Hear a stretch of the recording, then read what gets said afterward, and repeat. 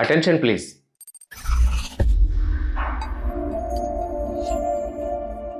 వేడి వేడి అన్నంలో కాచిన నెయ్యి ఆవకాయ వేసి రంజుగా కలిపి ఒక్కో ముద్ద ఆరగిస్తే ఆహా, ఘుమఘుమల నెయ్యి వాసన ముక్కు పుటాలకు సోకగానే చవి చచ్చిన నోళ్లలో సైతం నీళ్లు ఊరాల్సిందే.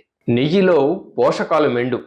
విటమిన్ ఏ, డి, ఈ, కే, ఒమేగా 3, ఒమేగా 6 లాంటి ఫ్యాటీ యాసిడ్స్, యాంటీ ఆక్సిడెంట్లు, లినోలిక్, బ్యూటరిక్ యాసిడ్స్ వంటి పోషకాలకు పుట్టినిల్లు కమ్మటి తాజా నెయ్యి. ఏ క్లాస్ నాణ్యమైన నెయ్యి చూడగానే భలే అనిపించాలి, నోరు ఊరించాలి, కమ్మటి వాసన రావాలి, బంగారు పసుపు వర్ణంలో ఉండాలి, సీసాలో పోస్తే పూసలు పూసలుగా రావాలి. నెయ్యి కల్తీపై కథనాలు తరచూ వినిపిస్తూనే ఉన్నాయి. ఆ మధ్య ఏడుకొండలవాడి లడ్డూ ప్రసాదంలో కల్తీ నెయ్యి వ్యవహారం ప్రజానీకంలో, భక్త సమాజంలో తీవ్రమైన కలకలం రేకెత్తించింది. ఆరోపణలు, విచారణలు, ఖండన మండల నేపథ్యంలో పోలీసు కేసు, క్రిమినల్ చర్యల్ని వెన్నంటి హామీలు, హెచ్చరికలు వెల్లువెత్తాయి.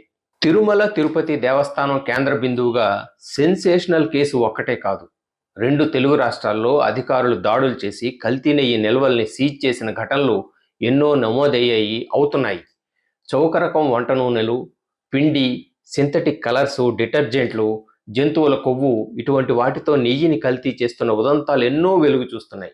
అలాంటి దుర్మార్గపు చర్యల ద్వారా మనుషుల శరీరాల్లో కొవ్వు పెరిగి గుండె జబ్బులు వచ్చే ప్రమాదం ఉంది. కల్తీ నెయ్యి వాడకం వల్ల అజీర్తి, కడుపు ఉబ్బరం, కడుపు నొప్పి, వికారం ఇబ్బంది పెడతాయి. శ్వాసకోశ వ్యాధులు కమ్ముకునే ముప్పుంది.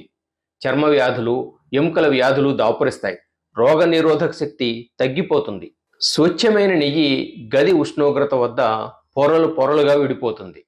వేడి తగిలితే త్వరగా కరిగిపోతుంది. కల్తీ నెయ్యి అనుకోండి, అడుగు భాగానికి ఎక్కువగా మడ్డి చేరుతుంది. నల్లగా ఉండే ఆ మడ్డిని కొంతమంది గోదావరిగా పిలుస్తారు. నెయ్యి స్వచ్ఛమైనదో కాదో తెలుసుకోవడం ఎలా? అందుకు కొన్ని చిన్న చిన్న పరీక్షలున్నాయి. గడ్డకట్టే నెయ్యి మీద కొన్ని అయోడిన్ చుక్కలు వేయండి. నీలం రంగులోకో, వంగపండు రంగులోకో మారితే పిండి కలిసినట్లు, కల్తీ అయినట్లు నిర్ధారించుకోవచ్చు. నీళ్ల గ్లాసులో కొన్ని నేతి చుక్కలు వేయండి. స్వచ్ఛమైన, నాణ్యమైన నెయ్యి అయితే పైనే తేలుతుంది. రుచి చూడండి.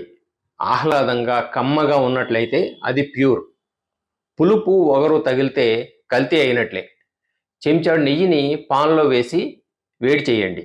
వెంటనే కరిగి ముదురు చాక్లెట్ రంగులోకి మారితే అది స్వచ్ఛమైనది. కరగడానికి ఎక్కువ సమయం పట్టి లేత రంగులోనే ఉంటే కల్తీ జరిగినట్లే.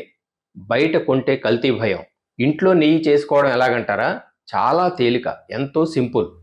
మరగబెట్టిన లేదా కాచిన పాలను గిన్నెలో ఉంచి చల్లారబెట్టాలి.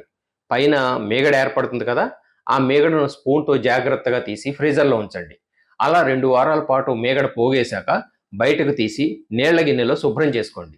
ఇప్పుడు ఆ మీగడను మిక్సీ జార్లో వేసి కొంత నీరు పోసి 3-4 నిమిషాలు హై స్పీడ్లో గ్రైండ్ చేయండి. వెన్న విడిపోయి ముద్దలు ముద్దలుగా వస్తుంది. దాన్నే బటర్ అని అంటారు. వెన్నను మాత్రం ఒక పాన్లోకి తీసి పెట్టుకోండి. స్టవ్ వెలిగించి వెన్నను కాచుకోవాలి. ఆ సమయంలో ఒక తమలపాకు వేసి వెన్న కాయాలి.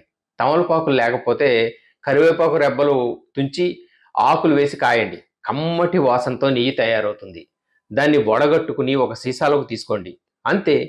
ఇలా ఇంట్లో తయారు చేసుకున్న నెయ్యి మహాభేషుగ్గా, నాణ్యంగా ఉంటుంది.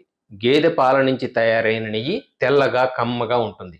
అదే ఆవు నెయ్యిలో బీటా కెరోటిన్ ఎక్కువగా ఉండి పసుపు రంగులో కనిపిస్తుంది. ఆవు నెయ్యిలో కొవ్వు శాతం తక్కువ. చపాతీలు, రోటీలు కాల్చినప్పుడు దేశీయ ఆవు నెయ్యి ఉపయోగించి చూడండి. అద్భుతమైన సువాసన మీ శ్వాసలో తిష్ట వేస్తుంది. ప్రతిరోజు నెయ్యి వాడితే శరీరం, చర్మం, జుట్టు, ఆరోగ్యం అన్నీ బాగుంటాయి. రోజు ఆహారంలో 2-3 చెంచాల నెయ్యి వాడకం వల్ల ఆరోగ్యంగా, ఫిట్గా ఉంటారని ఆయుర్వేదం చెబుతోంది. మీకు, మీ ఇంటిల్లపాదికి సమృద్ధిగా ఆరోగ్య ప్రాప్తిరస్తు. కల్తీ నెయ్యి బారిన పడకుండా జాగ్రత్తలు తీసుకుంటే అనారోగ్యాన్ని ఆమడ దూరం నెట్టినట్లే. మరో అంశంతో మళ్ళీ మీ ముందుకు వస్తాను. This is Balu Ekkala Devara signing off. నమస్తే.